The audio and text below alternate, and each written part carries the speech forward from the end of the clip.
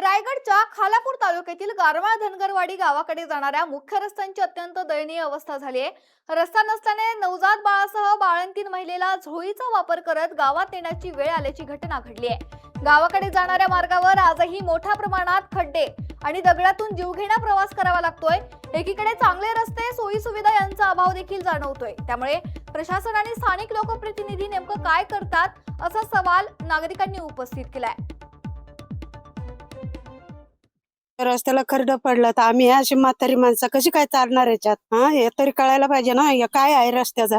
30 वर्ष झाले आम्हाला डोक्या वाटाने चालतो आम्ही सारखी, पण कोण काय कर रस्त्याची दखलच घेत नाही। त्यांना आम्ही हेच सांगणार, रोड ना पाणी, दुसरं काय आम्हाला पाहिजे? एवढं तरी करून दिलं तरी पुष्कळ झालं ना आमच्यासाठी। आम्हाला आपलं आश्वासन देतात, तुमचा रस्ता झाला, तुमचा पाणी आला, आणि बघायला गेलं तर काहीच नाही। ह्या असल्या खड्ड्यातने आम्ही आपली चालतो। ह्या पावसात किती पडतात, किती उठतात, कोणाचा पाय मोडतात, कोणाचा हात दुखतात। डिलिव्हरीचा काय अवस्था आहे। जेव्हा महिलांच्या डिलिव्हरी होतात आणि पावसाळी जेव्हा होतात तेव्हा काय प्रसंग ओढवतो, कशा परिस्थितीत त्यांना झोळी करून न्यावं लागतं आणि काय कसे रस्ते आहेत, रस्त्याची काय परिस्थिती आहे ती त्या व्हिडिओतून तुम्ही नक्कीच पाहिली।